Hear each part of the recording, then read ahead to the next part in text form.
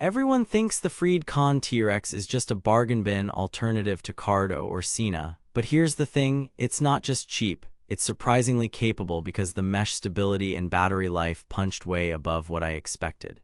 Hold up, that doesn't mean it's perfect.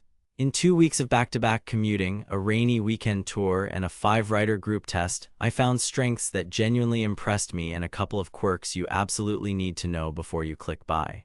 If you've been burned by budget intercoms that drop calls or crackle at highway speeds, this one might change your mind, with a few caveats that could be deal breakers depending on your riding style. Before we dive into what I discovered out on the road, quick heads up. If you're already leaning yes and want to snag the best price, I dropped a link below. But stick around, because the one thing it does differently than the big brands might be the reason you either love it or skip it. Here's why I bought it in the first place. I needed a mesh intercom for mixed riding, weekday city commutes and weekend group rides that go from twisties to freeway slogs. I'm coming from older Bluetooth daisy chain units that were fine with 2 riders but a nightmare with 4 or 5. One disconnect and the whole chain fell apart. I wanted modern mesh without paying premium brand money for a full group kit. Honestly, I was skeptical. I've tested budget comms that sounded decent parked in the garage and then turned into white noise above 60 mph. My hopes were simple. Easy pairing, stable mesh, usable audio at freeway speeds, and battery that lasts a full day without babying. If the T-Rex checked those boxes, I'd call it a win. If it cracked under wind noise or flaked in the rain, I'd return it. First test, setup and pairing. Out of the box, the clamp and adhesive mount were straightforward. We formed a 5-rider mesh group in under 3 minutes. One press on the mesh button to create, tap to join, done. Out on an empty frontage road, we spaced out deliberately. With clear line of sight, we could stretch the group to roughly 900 meters end to end before the last rider's audio started to thin.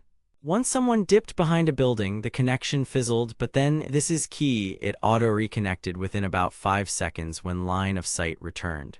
That auto-heal is what budget systems usually blow. The T-Rex handled it better than I expected.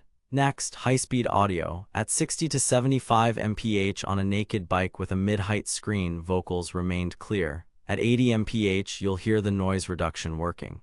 There's a faint digital gate, but voices were still intelligible. The included 4-dm speakers get loud. Using a phone SPL meter at ear level, I measured around 97 dB at max volume. Bass is limited, mid-range is punchy, and spoken words cut through. Music sounds fine for commute use, not audiophile grade, but then on a ride with a loud ADV helmet, I noticed the boom mic needed the foam wind sock perfectly placed. Otherwise, plosives popped at highway speeds. After adjusting the mic forward and adding the thicker wind cover, it settled. Battery and charging were my third test. In pure mesh mode with music on and off throughout the day, I got just over 11 hours before the low battery prompt. In Bluetooth intercom mode, closer to 13. A 20-minute USB-C top-up over lunch added roughly 2 more hours. Standby for 3 days didn't drain it noticeably. For weekend touring, that's what you want. Predictable, not fragile, then we hit rain. A solid 2-hour downpour at freeway pace with cold wind. The T-Rex kept chugging. Buttons stayed responsive and the IP-rated housing did its job. The jog dial is glove-friendly even with winter gloves, but here's where it gets interesting. The app, it works, but it's clunky. Group naming and firmware updates took a couple tries. FM radio, meh. You'll pull a few strong stations, but static creeps in quickly outside metro areas. Voice assistant triggers for Siri and Google worked about 80% of the time at low speed, less at 70 mph. Here's the surprising part. The T-Rex isn't trying to be a Cardo Packtalk Edge or Cena 50 series clone. Its real strength is stability for the price. In my group rides, it delivered 80 to 90% of the big brand mesh experience at a fraction of the cost. That's not hype, that's from repeated tests over 2 weeks in mixed terrain. But there are limits. In dense urban riding with concrete and buses blocking line of sight, effective rider-to-rider spacing dropped to around 250 to 300 meters before audio started to thin. It would auto-reconnect when we regrouped, which saved the day. Also, music sharing worked well in Bluetooth intercom mode with a pillion, but not consistently in mesh for the whole group. If that feature matters, know the difference. Compared to alternatives, Cardo's top units still have better app polish, richer speakers, and cleaner mics at 80+ mph. Cena's voice commands and integration feel more refined. The T-Rex counters with quick setup, solid mesh reconnection, glove-friendly controls, USB-C convenience, and battery endurance that meets or beats some premium sets in real use. If you're deep in the Sena or Cardo ecosystem, cross-brand mesh isn't a thing here. You'll be on your own island. For fresh setups or budget-conscious groups, that island is actually pretty good. If you ride mostly solo or with one passenger, Bluetooth intercom mode gives you even longer battery life and simpler pairing.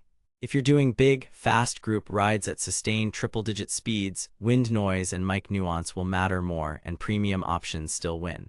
But for the 40 to 85 mph reality of most riders, the T-Rex holds up. Now that you know the mesh stability and battery are the real story, here's your next move. Prices on this bounce, and I've seen coupons come and go. If you want it at the current best deal, grab it through the link in the description while it's live. And if you need a 2-pack for a pillion or riding buddy, check the bundle options before they sell out. Bottom line, the FreedConn T-Rex is a legit mesh intercom for riders who value stable connections, straightforward controls, and all-day battery without the premium tax. Get it if you ride in groups up to 5 to 8, want reliable auto-reconnect, and can live with a clunky app and average FM. Skip it if you demand top-tier audio fidelity, bulletproof voice commands at 90 mph, or you're already invested in another brand's ecosystem. For most everyday riders, it punches up in all the right places, and that's the part nobody tells you.